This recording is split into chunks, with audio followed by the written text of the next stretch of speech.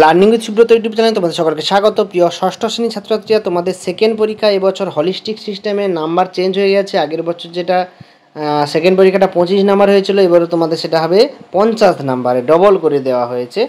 তো দেখো, সেকেন্ড পরীক্ষার সিলেবাসটা আমি দেখাচ্ছি, কী কী অধ্যায় পরীক্ষা হবে এবং কোন অধ্যায় থেকে কত নাম্বার থাকবে।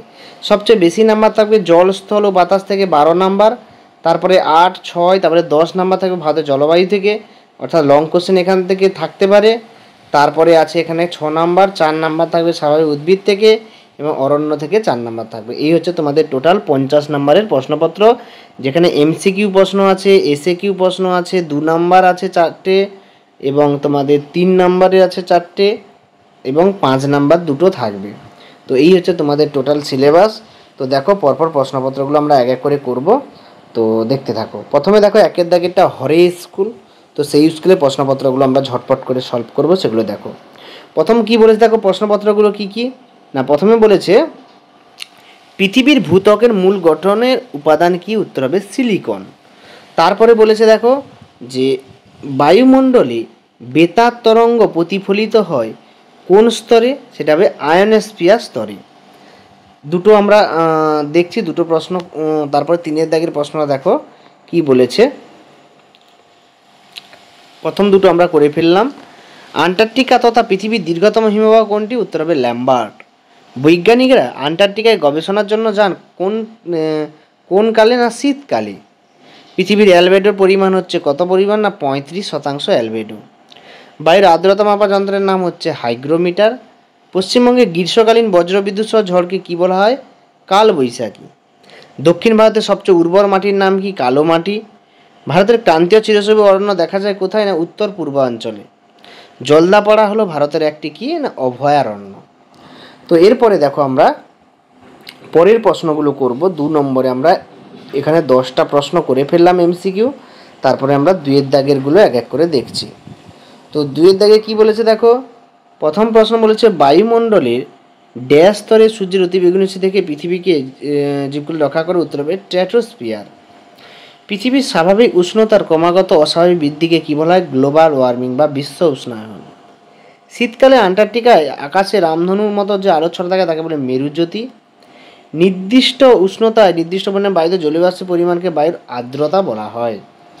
তো এরপরে দেখো, আমরা তারপরের প্রশ্ন দেখছি, জলীয় বাষ্প ঠান্ডা হয়ে কোন পদ্ধতিতে ছোট ছোট জলকণায় পরিণত হয়, না এখানে উত্তর হবে ঘনীভবন পদ্ধতিতে। তারপরে বলছে ড্যাশ মৌসুমি বায়ু শীতকালে ভারতে করমণ্ডল উপকূলে বৃষ্টি ঘটায়, উত্তর পূর্ব মৌসুমি বায়ু। নবীন পলিমাটিকে বলা হয় খাদার এবং প্রাচীন পলিমাটিকে বলা হয় ভাঙর।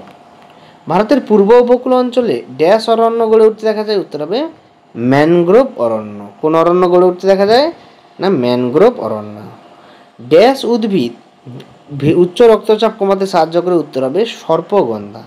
সর্পগন্ধা হচ্ছে উচ্চ রক্তচাপ কমাতে ব্যবহার করা হয়। এরপরে আমরা 302 নম্বর পেজে চলে যাব, এক একটা করব। প্রথম প্রশ্ন বলছে মহীসঞ্চরণের মূল কারণ হলো কেন্দ্রের ম্যাগমার পরিচলন স্রোত। এটা একদম সত্য কথা। আন্টার্কটিকা মহাদেশে একটি বিশাল উঁচু ভূমিরূপে অবস্থান করে, এটাও ঠিক। বায়ু সর্বদা নিম্নচাপ অঞ্চল থেকে উচ্চচাপ অঞ্চলের দিকে প্রবাহিত হয়, এটাও সত্য কথা। ভারতের মেঘালয় রাজ্যের শিলং পৃথিবীর সর্বাধিক বৃষ্টিবহুল স্থান, এটাও ঠিক। শিলং ভারতের মেঘালয় মৌসুমী নাম, এটা শিলং বলেছে, ঠিক আছে। ভারতে পার্বত্য নাতিশীতোষ্ণ অঞ্চলে সুচল পাতাযুক্ত মোচার মতো নরম কাণ্ডের গাছ জন্মায়, এটা সঠিক। এরপরে আমাদের দেখো এসিকিউ প্রশ্ন বলেছে তোমাদের 8টা।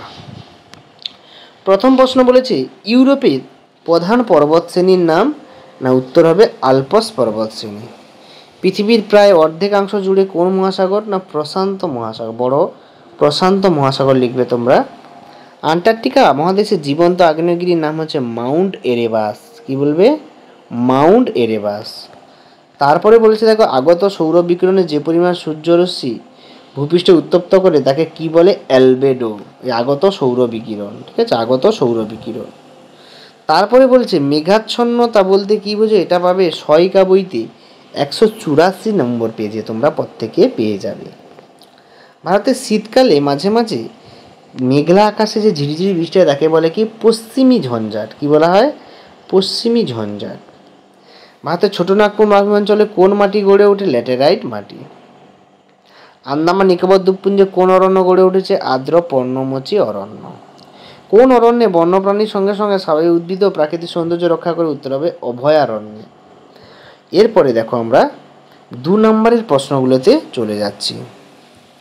প্রথম প্রশ্ন, প্যানজিয়া প্যান্থারাসা কি? এটা টেক্সট বইতেও পেয়ে যাবে তোমরা, তাছাড়াও তোমরা পাবে 129 নম্বর পেজে, সহায়িকা বইতে, রায়মার্টিন সহায়িকা বইতে 129 নম্বর পেজে। মেরুজ্যোতি কি? এটাও পাবে 153 নম্বর পেজে। তারপরে প্রশ্নগুলো কি বলেছে দেখো, সমস্প রেখা পাবে, এটা টেক্সট বইতে, টি যেগুলো লেখা আছে তোমরা টেক্সট বই বলবে, টেক্সট বইতে 52 পেজে। লু কি? এটা পাবে 267 নম্বর পেজে, লু কি পেয়ে যাবে। এরপরে আমরা 3 নাম্বারগুলো জানবো। বিশ্ব উষ্ণায়নের ফলাফল 124 নম্বর পেজে তোমরা পাবে, আমি আর দেখাচ্ছি না পেজগুলো, তোমরা দেখে নাও, বই খুলে অবশ্যই দেখতে পাবে। আবহাওয়া জলবায়ু টেক্সট বইতে 45 পেজে পাবে এবং অরণ্য সংরক্ষণ 296 নম্বর পেজে পেয়ে যাবে। তারপরে উদাহরণস্বরূপ ভারতের নাতিশীতোষ্ণ বা লবণাম্ল অরণ্য বৈশিষ্ট্য, এটা পাবে টেক্সট বইতে 89 পেজে। এরপরে লং কোশ্চেনগুলোর দিকে আমরা যাব। বায়ুমণ্ডলের স্তর বিন্যাস করো, এটা তোমরা পাবে 114 পেজে। তাপমণ্ডল পাবে 169 পেজে এবং শেষে মৌসুমি বায়ুর প্রভাব পাবে 262 পেজে এবং অরণ্য বন্ধু তার সম্পর্কে ব্যাখ্যা 288 পেজে। এই হচ্ছে তোমাদের ভূগোলের টোটাল 1 নম্বর স্কুলটা। তো তোমাদের যদি কারো সমস্যা থাকে আমাকে কমেন্টে জানাও এবং ভালো লাগলে ভিডিওতে লাইক করো, শেয়ার করো, বা যারা নতুন অবশ্যই সাবস্ক্রাইব করো। সকলকে ধন্যবাদ। দেখা হচ্ছে পরের ভিডিওতে। পরে 2 নম্বর স্কুলটা নিয়ে আমরা আলোচনা করব। দেখা হচ্ছে পরের ভিডিওতে, তোমরা ভিডিওটার সঙ্গে জুড়ে থাকো।